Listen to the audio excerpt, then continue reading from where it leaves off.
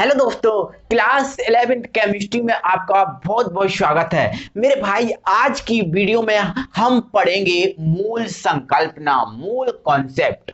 मेरे भाई, न्यूमेरिकल के साथ कंप्लीट करेंगे। मूल कॉन्सेप्ट क्या होता है ये सब पूरा हम समझेंगे। मूल संकल्पना, इसके बाद हम इसके न्यूमेरिकल करेंगे। मेरे भाई, ये एक इंपॉर्टेंट टॉपिक है हमारे लिए, हर जगह काम आता है। ये आपका 12th है, आप बीएससी जाओगे, आप एमएससी जाओगे, कहीं तक भी आपका ये पीछा नहीं छोड़ेगा। मतलब ये मोस्ट इंपॉर्टेंट टॉपिक है। इसमें हम एवोग्रेडो संख्या, एवोग्रेडो नंबर क्या होता है, हम ये भी मेरे भाई बड़े मस्त तरीके से समझेंगे। ठीक है, तो आइए मेरे भाई, देरी ना करते इसको स्टार्ट कीजिए। ठीक है, स्टार्ट करते हैं मेरे भाई। मूल संकल्पना, मूल कॉन्सेप्ट, ये होता क्या है मेरे भाई? अगर हम समझें ये मूल संकल्पना, ये जो मूल कॉन्सेप्ट होता है मेरे भाई, ये एक संख्या होती है।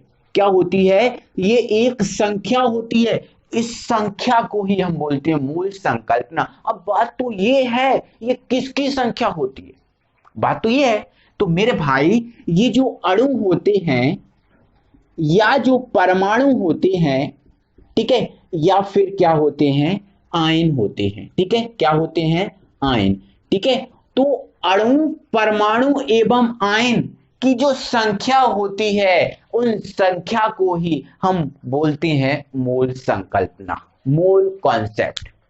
ठीक है, अगर हम वास्तविक तौर पे जाएं तो परमाणुओं, अणु एवं आयनों की संख्या को जिस इकाई द्वारा मापा जाता है, उस इकाई को हम बोलते हैं मूल संख्या या मूल संकल्पना या मूल कॉन्सेप्ट। समझे ना? तो ये मेरे भाई मूल कॉन्सेप्ट है। अणु, परमाणु और आयनों की संख्या को हम जिसमें मापेंगे उसे ही हम बोलते हैं मूल संकल्पना या मूल कॉन्सेप्ट। ओके, क्लियर हुआ ना? ठीक है, आगे चीजों को क्लियर करो मेरे भाई। जो मूल संख्या या मूल कॉन्सेप्ट होता है, हम इसको स्मॉल एन से व्यक्त करते हैं। किससे व्यक्त करते हैं? स्मॉल एन से व्यक्त करते हैं मूल संकल्पना या मूल कॉन्सेप्ट या मूल संख्या। जो मूल संख्या होती है, हम इसको एन से व्यक्त करते हैं। क्लियर हुआ?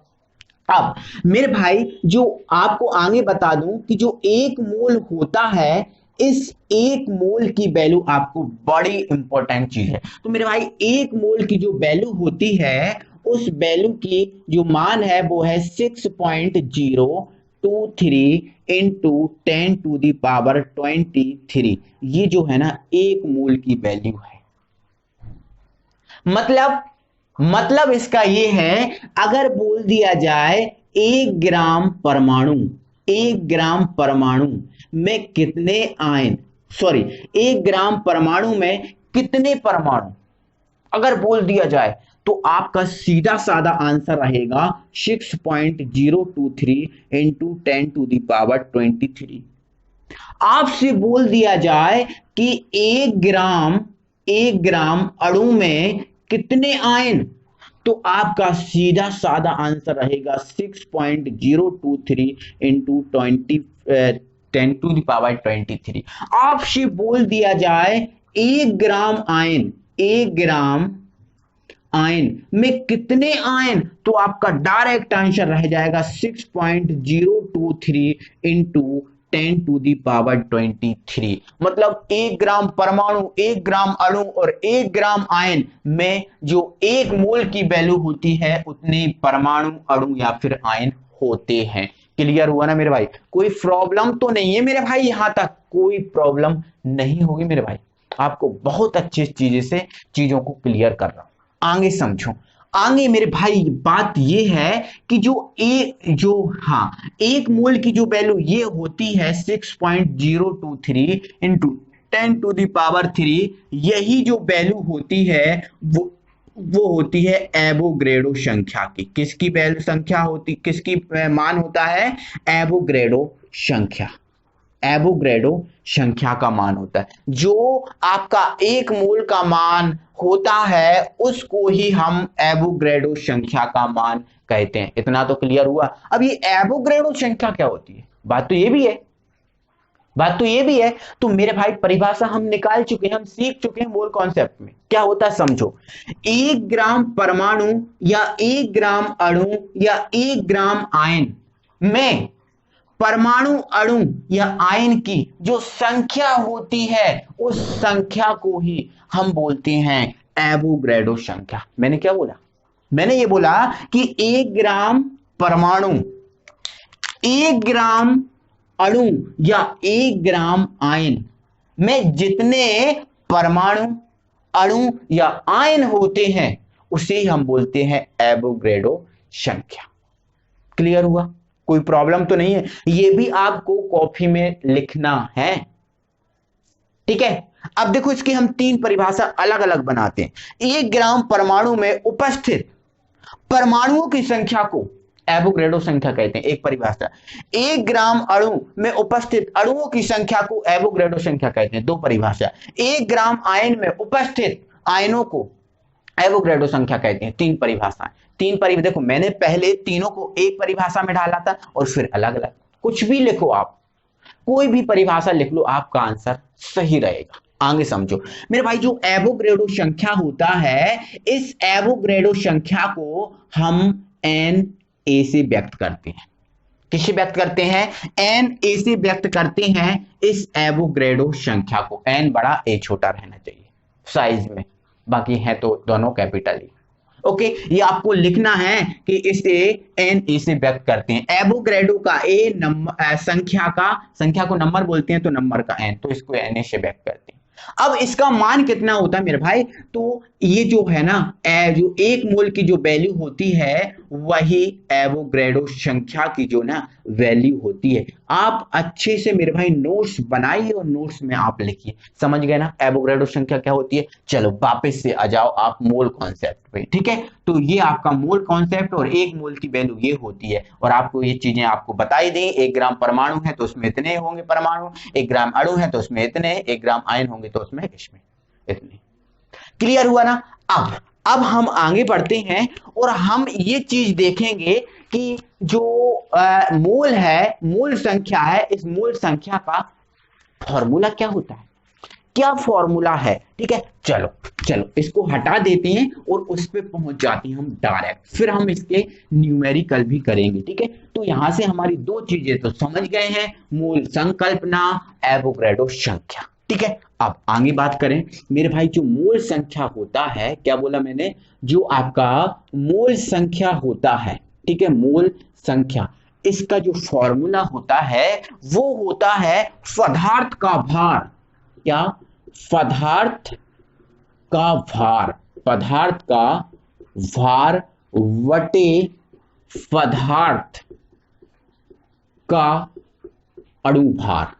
अणु भार, अणु भार मतलब क्या होता है? पदार्थ का द्रव्यमान कितना है, ठीक है, ये चीज होती है पदार्थ का भार और पदार्थ का अणु भार, ठीक है। अब मूल कॉन्सेप्ट, मूल संख्या को हम व्यक्त किससे करते हैं? n से व्यक्त करते हैं। किससे व्यक्त करते हैं? हम n से व्यक्त करते हैं। और आगे यदि हम चले, पदार्थ का भार, भार मतलब वेट, भार मतलब क्या होता है? भार मतलब वेट होता है। और वेट को हम किससे व्यक्त करते हैं? वेट को हम व्यक्त करते हैं W से, तो ये हमारा W हो गया। अणु भार, अणु भार मतलब मौलिक, जो एटॉमिक मास, जो तत्व होता है, परमाणु होता है, उसका जो द्रव्यमान होता है वो वाली बात कर रहे हैं, ठीक है। तो मास, द्रव्यमान मतलब मास, अणु भार मतलब भी मास, तो मास का m, मास का क्या हो गया? m, मतलब जो मोल संख्या है, इस n का फॉर्मूला बनता है W/m, भार बटे द्रव्यमान। क्लियर हुआ? ये इसका फॉर्मूला बड़ा इजी है मेरे भाई।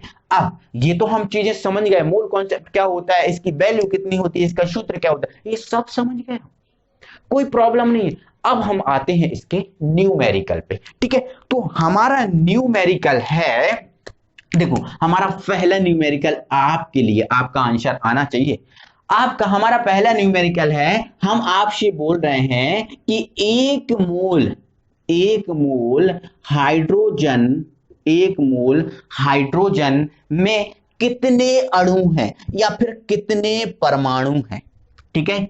1 मोल हाइड्रोजन में कितने परमाणु हैं?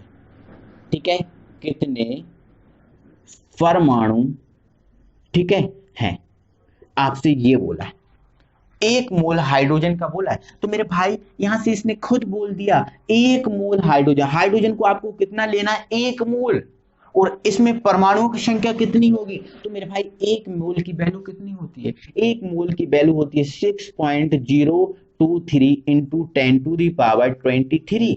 यही होती है ना 1 मोल की वैल्यू, मतलब 1 मोल हाइड्रोजन में 6.023 इंटू 10⁻23 परमाणु है। क्या है, परमाणु है। समझे ना, कोई प्रॉब्लम तो नहीं है। देखो बड़ा इजी कर दिया ना मेरे भाई, इसने 1 मोल खुद बोल दिया था, अब उसने बोल दिया 1 मोल ऑक्सीजन में कितने परमाणु, आपका आंसर रहेगा 6.023 इंटू 10⁻23। इजी। आपका किसी का भी बोल दिया उसने 1 मोल आगे लिख दिया तो आपका आंसर यही रहेगा। लेकिन अगर उसने बोल दिया कि 2 मोल, अगर उसने किसी के साथ बोल दिया, ऐसे बोल दिया 2 मोल नाइट्रोजन में कितने परमाणु, और उसने 2 मोल बोल दिया, 1 नहीं 2 बोल दिया, तो इसमें क्या करना पड़ेगा। तो मेरे भाई आप ये बताओ 1 मोल की वैल्यू कितनी होती है, 1 मोल की वैल्यू होती है 6.023 इंटू 10⁻23। 1 मोल की वैल्यू ये है। अब कितना बोला इसने, 2 मोल, तो इसमें आप कितने से गुणा कर दो, 2 से गुणा कर दो। कितने से गुणा कर दो, 2 से गुणा। अब 2 से गुणा कर देंगे तो गुणा इसमें नहीं होगा, केवल इसमें होगा। इसमें होगा तो ये 6 2 दूनी 4, ये 0 6 दूनी 12, मतलब ये आ गया इंटू 10⁻23 है वो तो आपका सेम रहेगा, कोई प्रॉब्लम नहीं है इसमें। समझे ना। अब यदि इसने 3 मोल बोल दिया होता तो 3 से मल्टीप्लाई कर देते, 4 बोलता तो 4 से, 5 बोलता तो 5 से, मतलब इस टाइप से मल्टीप्लाई कर देते, कोई प्रॉब्लम नहीं है, कोई प्रॉब्लम नहीं है। अब थोड़ा सा हम चेंज करते हैं अब क्वेश्चन को, ठीक है। क्वेश्चन को हमने फिर मेरे भाई हल्का सा क्वेश्चन को चेंज किया, हमने हल्का से क्वेश्चन को चेंज कर दिया और हमने बोल दिया 16 ग्राम। अब हमने मोल में नहीं दिया, मोल में नहीं दिया, हमने बोला 16 ग्राम ऑक्सीजन। ऑक्सीजन मतलब O2, यहां पर गैस में है ना, गैस में है, मतलब गैस में O तो अकेला रह नहीं सकता, तो क्या होगा, O2 होगा। तो 16 ग्राम ऑक्सीजन मतलब O2 गैस में कितने अणुओं की संख्या है ये बताना मेरे भाई। मोल तो पता ही नहीं कहां है, इसने तो क्या दे दिया, ग्राम में दे दिया। किस में दे दिया, ग्राम में दे दिया। कोई प्रॉब्लम नहीं है, इसको मोल में ले जाओ, क्योंकि जो अणुओं परमाणु और आयनों की संख्या होती है वो तो मोल में होती है, तो मतलब हमें मोल निकालना पड़ेगा, इसका मोल में चेंज इसको करना पड़ेगा। कर लो चेंज, कोई प्रॉब्लम नहीं है, ठीक है। मोल की वैल्यू क्या होता है, एन का सूत्र होता है हमारा W/M, W/M। तो W क्या है, भार, भार तो हमें पता है ऑक्सीजन का 16 ग्राम है। ये M क्या होता है, मास, द्रव्यमान। अब ऑक्सीजन का द्रव्यमान नहीं पता सब, तो कर लो ना पता क्या होता है, दिक्कत क्या है। ऑक्सीजन होता है, इसका द्रव्यमान कितना होता है, परमाणु क्रमांक 8 होता है, 8 होता है। द्रव्यमान कितना होता है, तो एक ऑक्सीजन का द्रव्यमान होता है 16, लेकिन ऑक्सीजन एक नहीं, यहां पर 2 हैं, तो 2 ऑक्सीजन का जो द्रव्यमान होगा वो हो जाएगा 32। क्या हो जाएगा, 32 हो जाएगा, 32 हो जाएगा ना। तो W मतलब भार, भार का मान कितना दिया है 16, और M मतलब मास, मास का मान कितना दिया है 32, मतलब 16 एकम 16, 16 दूनी 32, मतलब हमारा ये आ गया 1/2, 1/2 मोल आ गया है, 1/2 मोल आ गया है। मतलब क्या है इसका, मतलब इसका ये है कि इसने जो पूछा था वो 1/2 मोल ऑक्सीजन का मान पूछा था, सॉरी 1/2 मोल ऑक्सीजन गैस में अणुओं की संख्या पूछा था, ठीक है। इसने कितना घुमाया, देखो कितना घुमाया, इसने 16 ग्राम दिया, तो 16 ग्राम को हमने किस में चेंज कर लिया, मोल में, तो मोल में चेंज हुआ है तो 1/2। अब 1/2 मोल की वैल्यू पूछ रहा है ना। तो 1 मोल की वैल्यू कितनी होती है, 1 मोल की वैल्यू होती है 6.023 इंटू 10⁻23, ये होती है 1 मोल की।